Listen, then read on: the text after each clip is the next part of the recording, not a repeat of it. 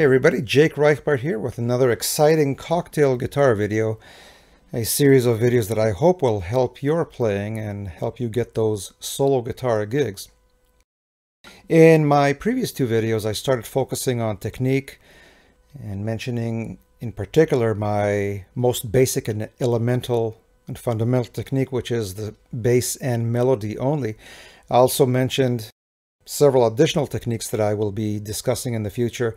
One which is chord arpeggiation, and of course the percussive backbeat. I actually have two techniques. People seem to think that it's only from the fingernails. I also have a thumb percussion technique. We'll get to that.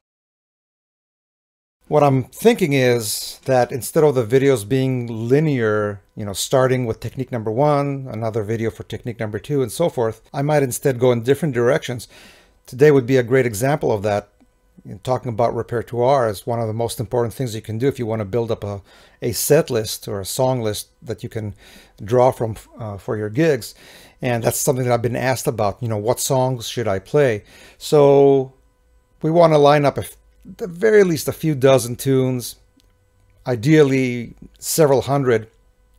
And this leads me to the title of this video, which is Top 5 Songs from the 1920s to do for solo guitar, which is of course a nonsense title. There's no 5 tunes from the 20s. There's 500 tunes from the 20s, and there's no top.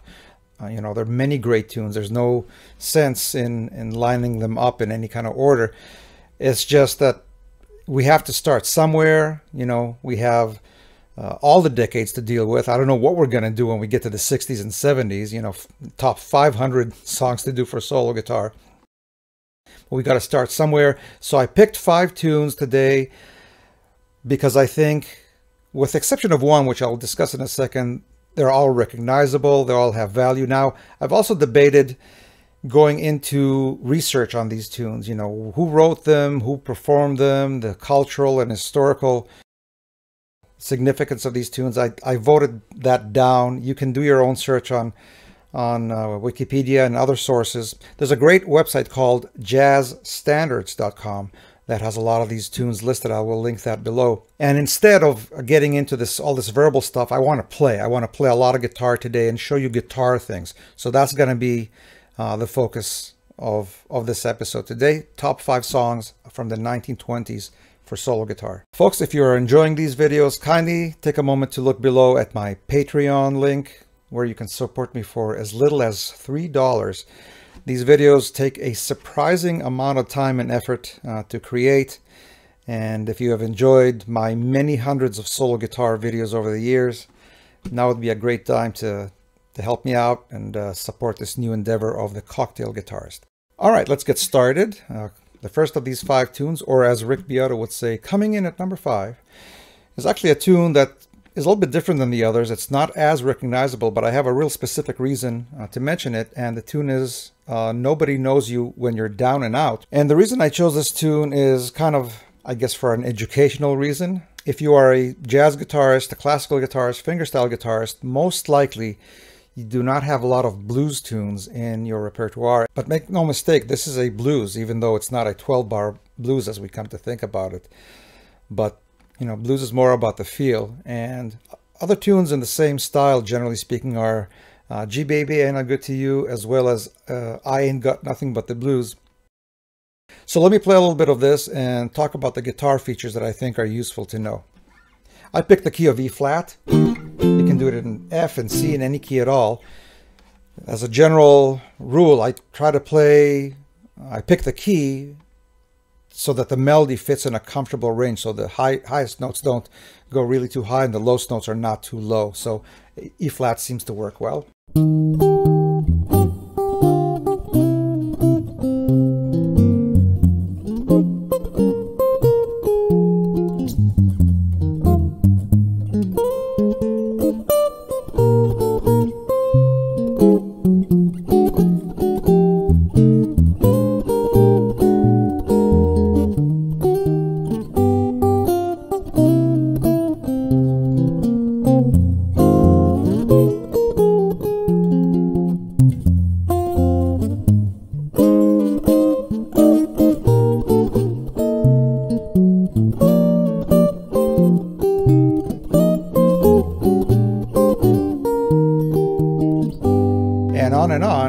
you have here is basically a quick form, just repeats over and over. And the trick to me here is not really, you know, jazz improvisation in a deep sense, but more like keeping the feel going.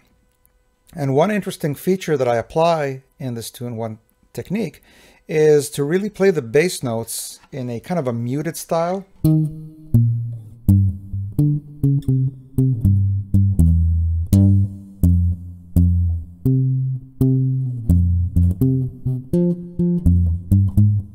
And I do so by placing this part of my palm right near the end of the string by the bridge, giving it a muted sound.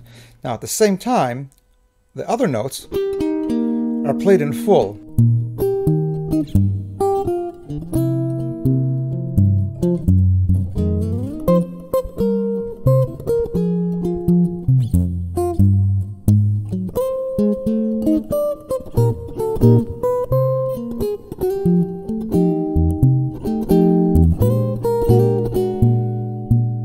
See that? These are sustained. But with the bass I play like that, and it really gives the impression to the listener that there are two instruments playing, a bass and a guitar. Alright, next tune, coming in at number 4, It Had to Be You. Not much to say about this. If you've ever played a wedding, if you're about to play a wedding, or any kind of celebration, a family gathering, this is a tune that you're gonna get requested, or even if you don't get requested, you're gonna get some positive response right there. This tune has more of a straight ahead type of a bounce.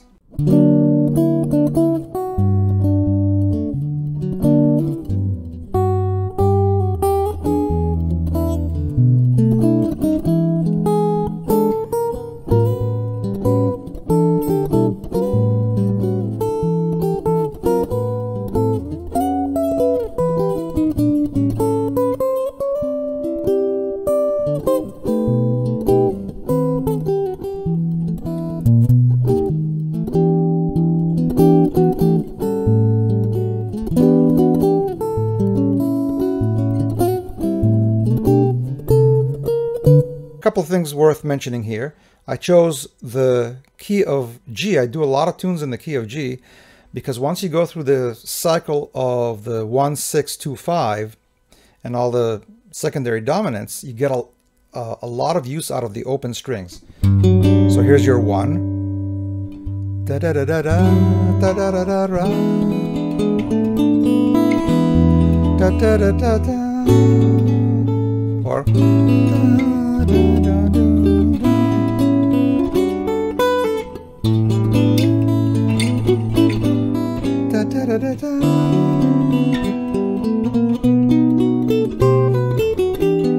so you get a lot of open strings which I really like.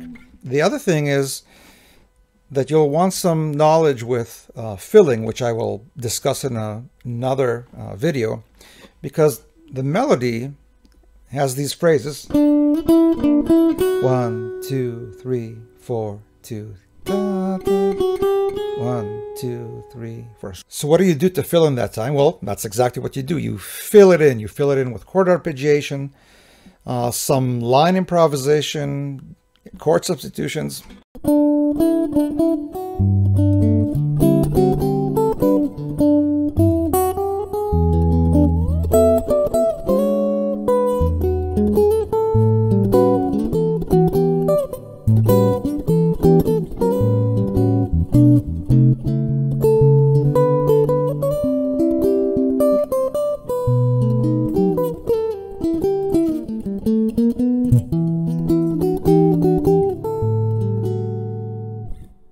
Moving right along and coming in at number 3, T for 2, which offers us a couple of interesting things. Harmonically, we have two tonal centers, starting it in the key of A flat, and then to C. So it offers us a learning opportunity. But to me, the attraction here is rhythmic. I've always said I am no expert whatsoever in the many varieties and the intricacies and the subtleties of Latin beats. But to me, this is an opportunity to kind of fake a cha-cha type rhythm.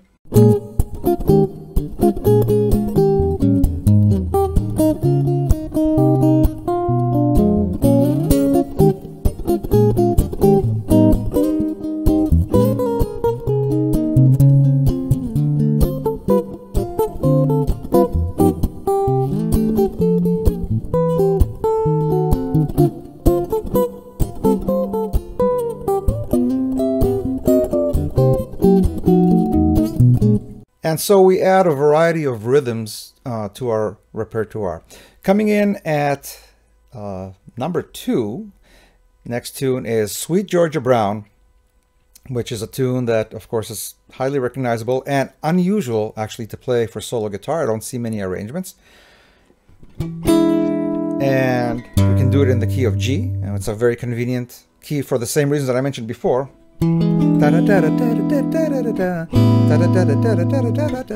Open strings. So let's see how that might sound.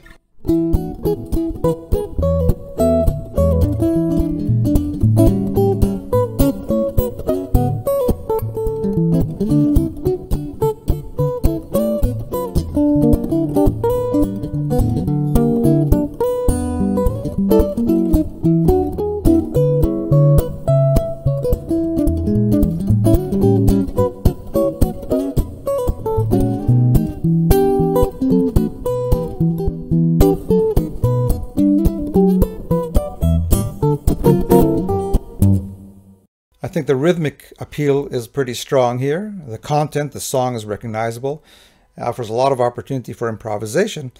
The main feature, as opposed to the previous ones, I think, is probably the idea of this downstroke that I play with my fingernails, which I will elaborate on in an upcoming video, so make sure to continue to follow.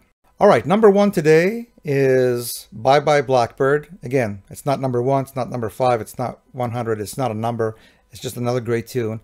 And this is a tune that, thanks to probably the Miles Davis version, has become more of a jazz standard.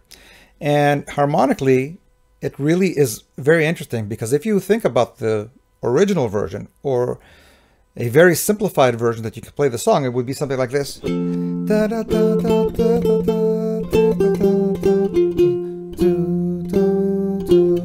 it's just the one chord. Whereas if we want to explore more jazz improvisation, chord substitutions, we can go.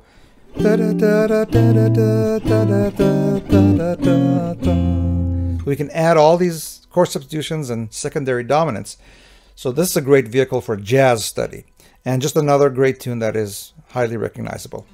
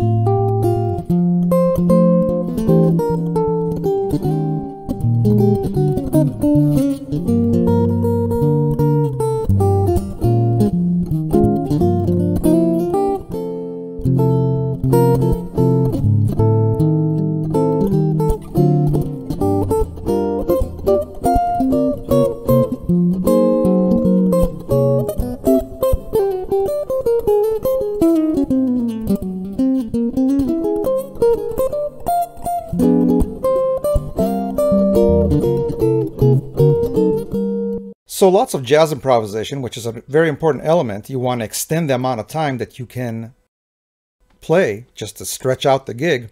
A few honorary mentions that I made a note of to mention: Blue Skies, Stardust, Singing in the Rain, which I didn't realize goes that far back, Someone to Watch Over Me, of course, Honeysuckle Rose, G-Baby and a Good Tea, which I mentioned, Ain't Misbehaving. I have, by the way, I should have mentioned earlier, I have video performances of many of these songs that you can look up on my channel. Ain't Misbehaving, Bye Bye Blackbird, all of these songs. How Long Has This Been Going On? A ballad. We didn't talk about ballads today. Making Whoopee, which you'll want to know if you play any kind of a wedding. Mac the Knife. I got a great performance on YouTube you'll want to check out. Basin Street Blues, ditto. I have a great video. Look up on my channel. Swanderful, and there's so many others. Anyway, we'll see you next time. Obviously, the follow-up to this video is going to be the great songs of the 30s.